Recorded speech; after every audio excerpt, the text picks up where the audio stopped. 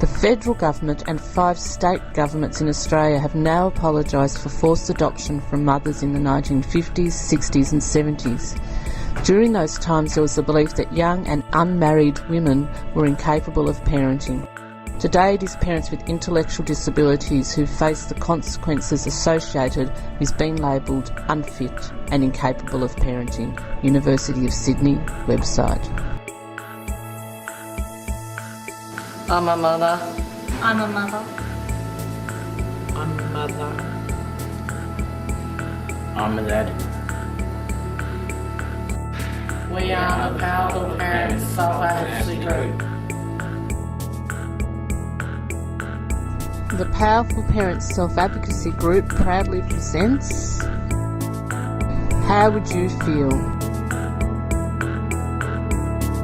I'm Susan, I'm a mother. I have a 4.5-year-old little girl. She's a monkey. She lives at home with her paternal grandmother, not me, and I love my daughter.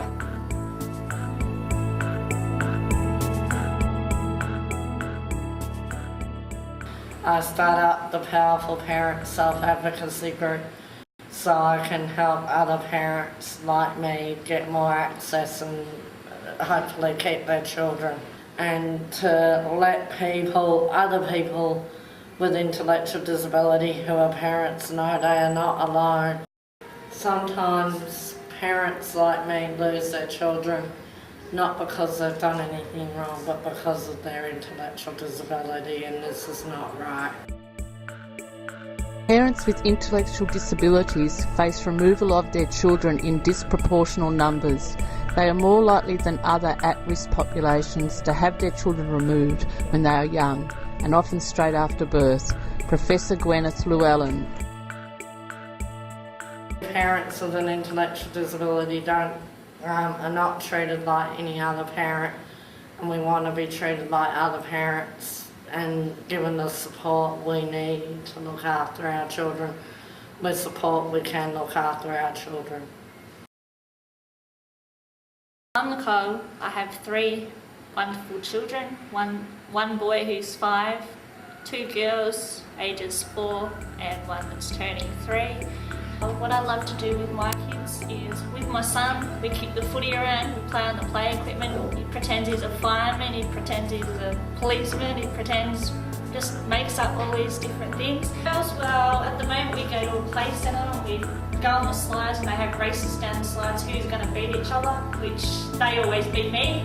I get stuck halfway, but the youngest one laughs at you and she thinks it's funny, and then she'll have days where she ignores her and you tell her, don't ignore me, and she just laughs at you. And they're just really gorgeous kids and I love them. When it comes to accesses, I see one once a month, which is my boy. I see the girls once a fortnight, which isn't very long. 2 hours for each access, which is not long enough to actually be a parent and get to know the understanding of being a parent to your own child if you've got someone else basically looking after them.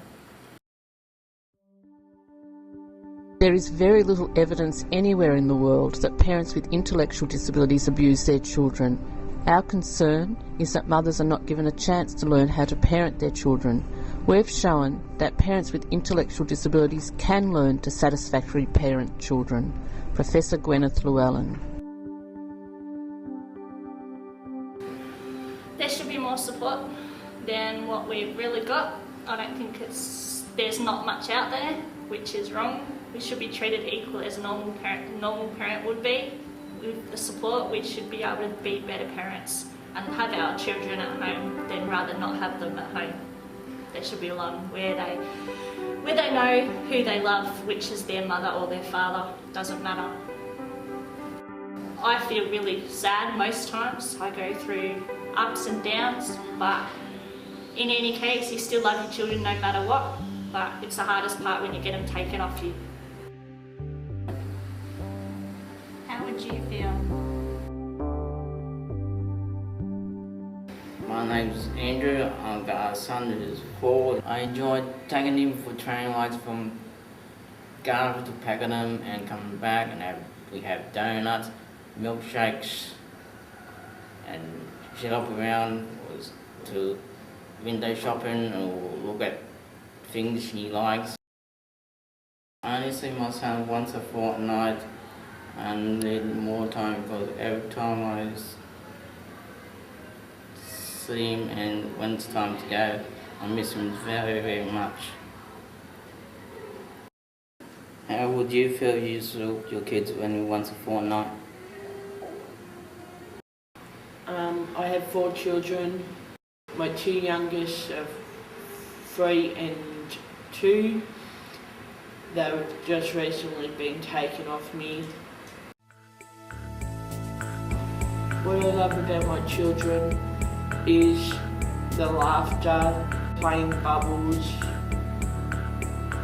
going to the park, just all those little things that you miss when they're not at home and you don't get to see them all the time.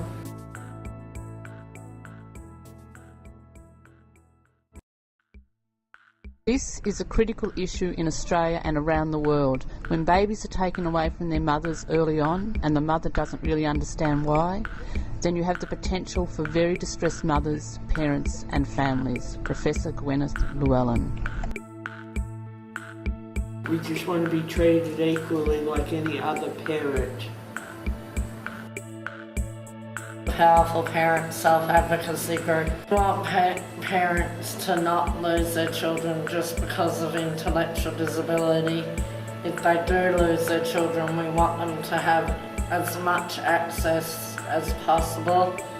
If parents with intellectual disability do have their children at home, we want them to have the support that they need to be able to keep their children at home and not taken away from them. I started the Powerful Parenting Advocacy Group because I needed the support of people with an intellectual disability, and so that I can understand not just what I'm going through but what other people with disability are going through.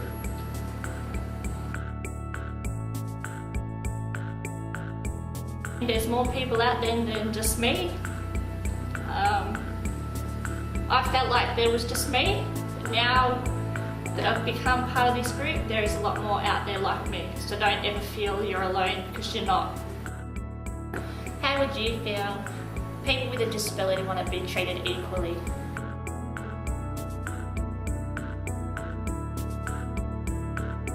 The United Nations Convention on the Rights of Persons with Disabilities, Article 23 states, "In no case shall a child be separated from parents on the basis of disability of either the child or one or both of the parents."